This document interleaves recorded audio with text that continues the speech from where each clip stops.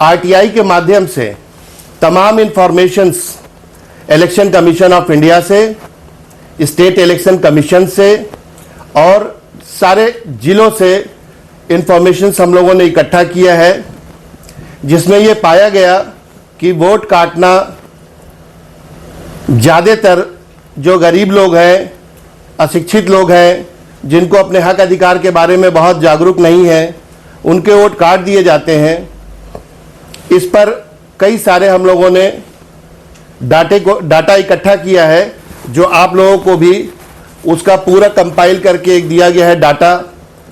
ये उत्तर प्रदेश के 2022 में 403 विधानसभाओं के डाटा है और उत्तर प्रदेश के सभी लोकसभा का डाटा है, जिसमें अगर आप बहुत गौर से देखेंगे तो ये पाएंगे कि 99 लाख वोट से ज़्यादा डुप्लीकेट वोट हमारे प्रदेश में पाए गए। यह कोई मेरा या आपका डाटा नहीं है, ये इलेक्शन कमीशन का ही डाटा है।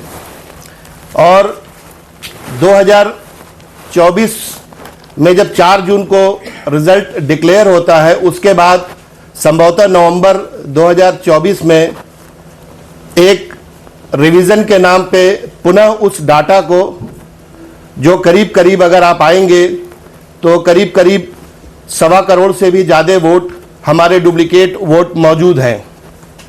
यह डाटा स्थानीय कर्मचारियों के माध्यम से थ्रू एसडीएम, थ्रू डीएम और फिर इलेक्शन कमीशन के पास पहुंचता है यह डाटा, जबकि इलेक्शन कमीशन ऑफ इंडिया के पास इसको स्क्रूटनी करने के 2 तरीके हैं, जिसको डीएससी और पीएससी कहते हैं।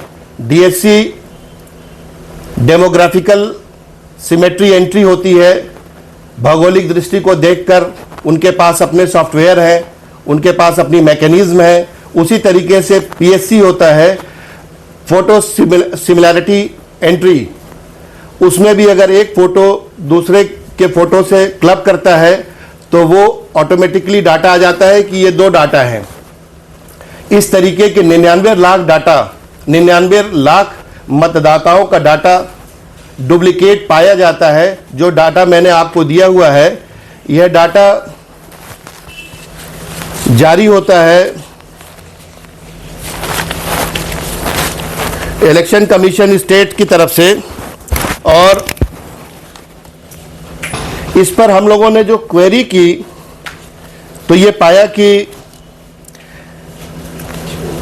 403 विधानसभाओं में कुछ हजार से और कुछ असेंबली के सीटों में कुछ 100 में का आंकड़ा जो है वो उससे चुनाव कैंडिडेट को हराया गया, कैंडिडेट हार गया कुछ 100 वोटों से और कुछ 1000 वोटों से। और इतना बड़ा डाटा अगर सरकार के पास थी तो ऐसी क्यों नहीं मैकेनिज्म बनाई गई जिससे कि वो डाटा डिलीट होता और दुरुस्त होता, क्योंकि इसकी जिम्मेदारी पूर्ण रूप से इलेक्शन कमीशन के पास ही है। भारत के संविधान ने उसको ही सौंप रखा है। और यह अपराध के बाबत चर्चा करने की ज़रूरत इसलिए पड़ी क्योंकि हो सकता है कि आप लोग जब अपने वोटर लिस्ट में देखें तो आप लोगों का भी हो सकता है कि मत कटा हो, मेरा भी मत कटा हो। और हर कोई इतना सुविधा संपन्न नहीं है कि वो सरकारी मशीनरी के चक्कर काटे, बीएलओ के जरिए, तहसीलदार, लेखपाल, एसडीएम के जरिए। तो हम लोगों ने एक आरटीआई से इंफॉर्मेशन भी मांगा कि आखिर अगर इसकी जिम्मेदारी फिक्स की जाए तो ये जिम्मेदारी किसकी बनती है। तो आप लोगों को जो मैंने एक दिया है भारत निर्वाचन आयोग की 11 सितंबर 2023 की एक पत्र मैंने दिया है आप लोगों को। इसमें क्वेश्चन नंबर 4 मैंने फ्रेम किया था कि संविधान के अनुच्छेद 324 में मतदाता सूची बनाने एवं स्वतंत्र, निष्पक्ष एवं पारदर्शी चुनाव कराना भारत निर्वाचन आयोग का संवैधानिक दायित्व है। मतदाता सूची में, अब मेरा प्रश्न बहुत स्पेसिफिक रहा कि मतदाता सूची में डुप्लीकेट वोट बनाने का उत्तरदायित्व बीएलओ, सहायक रजिस्ट्रीकरण अधिकारी, तहसीलदार, निर्वाचक रजिस्ट्रीकरण अधिकारी, उपजिलाधिकारी, निर्वाचन अधिकारी मुख्य निर्वाचन अधिकारी एवं भारत निर्वाचन आयोग सहित कौन कौन से लोक सेवक उत्तरदायित्व हैं, क्योंकि जिम्मेदारी किसी न किसी पे तो फिक्स करना ही पड़ेगा। अभिलेखीय साक्ष्य के साथ विवरण उपलब्ध कराएं। तो उनका जो जवाब आया है, यह जवाब सचिव सह केंद्रीय जन सूचना अधिकारी भारत निर्वाचन आयोग की ओर से आया और उसमें स्पष्ट लिखा है, ये जवाब इलेक्शन कमीशन से बहुत कम आपको मिलते होंगे अगर जो आरटीआई करता होगा और वो उसका प्रोटेक्शन लेते हैं, जबकि इलेक्शन कमीशन ऑफ इंडिया एक कॉन्स्टिट्यूशनल बॉडी है, वो सभी नागरिकों के लिए है, ना वो सत्ता पक्ष का है और ना विपक्ष का है।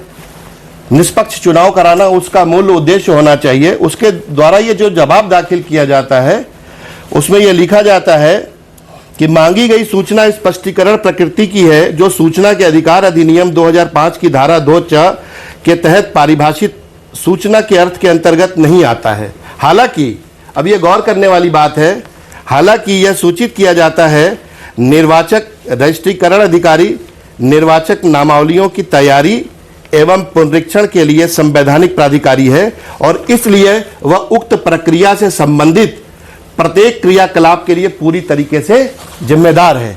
यानी कि जो एसडीएम सब डिविजनल मजिस्ट्रेट को वो पूरी तरीके से इलेक्शन कमीशन ऑफ इंडिया इस तरह की जो लापरवाही है यह सारे क्रियाकलाप है जो विधि विरुद्ध है, जो मतदाता के हित में होने चाहिए और नहीं है, उसके लिए एसडीएम को जिम्मेदार मानता है। तो सवाल ये उठता है कि जब वोट कटे विधि विरुद्ध तरीके से, तो अभी तक आम आदमी के बीच में था कि हम लोग किसके पास जाएं। तो जाने के लिए आप एक रिप्रेजेंटेशन दें इलेक्शन कमीशन को और कॉपी टू एसडीएम करें और उसके बाद सीधे एसडीएम पब्लिक सर्वेंट है उसके खिलाफ मुकदमा करने के लिए उसको आरोपी बनाइए और सीधा उसके ऊपर मुकदमा करिए। अगर भारत में इस तरह की कार्रवाइयां होने लगेंगी तो वोट चोरी का जो चल रहा है मामला, चोरी या डकैती नहीं हो पाएगी और वो एक वोट बहुत मुश्किल से मिला है इस मुल्क में। दुनिया के सभी देशों में लोकतंत्र नहीं है, वहाँ वोट की कीमत आप समझ सकते हो आप। और आप लोगों को मैंने कुछ पेपर्स दिए हैं, अभी रिसेंटली हापुड़ का है ये 22 अगस्त 2025 का। इसमें पढ़िएगा बारीकी से। इसमें एसडीएम ने अपने बीएलओ सुपरवाइजर लेखपाल को नोटिस देता है 8 बिंदुओं से कि 2022 में जो मत काटे गए थे उसकी जांच होनी है। 2022 में सरकार चल रही है अभी और 2025 में उसकी जांच हो रही है। ये डॉक्यूमेंट्स उनके ही पेपर्स हैं, उप जिलाधिकारी हापुड़ के पेपर हैं। दूसरा जो डाटा दिया जाता है इलेक्शन कमीशन ऑफ इंडिया को एसडीएम के थ्रू, जिलाधिकारी के थ्रू, और बार बार एक ही बात कही जाती है, उनके प्रमाण पत्र दिए जाते हैं। क्योंकि जब सरकारी नौकर जो है पब्लिक सर्वेंट लोक सेवक, तो लोक सेवा की भावना से अन्यत्र जाकर वो जो डाटा देते हैं और उसको प्रमाणित करते हैं, प्रमाणित इस बात पे करते हैं कि यह ध्यान करने वाली बात है कि मतदाता सूचित को दूषित करने के उद्देश्य में से शामिल नहीं किया गया है तथा अन्य प्रकार से कोई त्रुटि विसंगति नहीं है और कोई मतदाता छूटा नहीं है। यही प्रमाण पत्र को बेस बनाकर जिलाधिकारी इलेक्शन कमीशन ऑफ इंडिया को अपना प्रमाण पत्र देता है कि कोई भी मतदाता छूटा नहीं है। तो अगर आप लोग ग्रास रूट लेवल पे देखेंगे तो अभी भी सैकड़ों और हजारों मतदाताओं का वोट कटा हुआ है या डुप्लीकेट बना हुआ है, जिसकी डेथ हो चुकी है, मृत्यु हो चुकी है, वो भी उसके वोट हैं और जिसका होना चाहिए वो नहीं है। अभी सुप्रीम कोर्ट में योगेंद्र यादव जी 2 मृतक लोगों को लेके खड़े हो गए थे। ये मृतक लोग हैं मतदाता सूची में और ये जीवित हैं। इस तरीके के ढेरों सारे उदाहरण आप लोगों को ग्रास रूट लेवल पे मिलेंगे।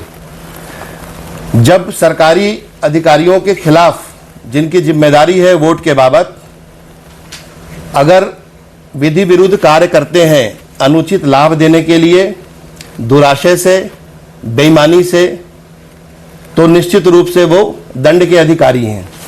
यह जो आज का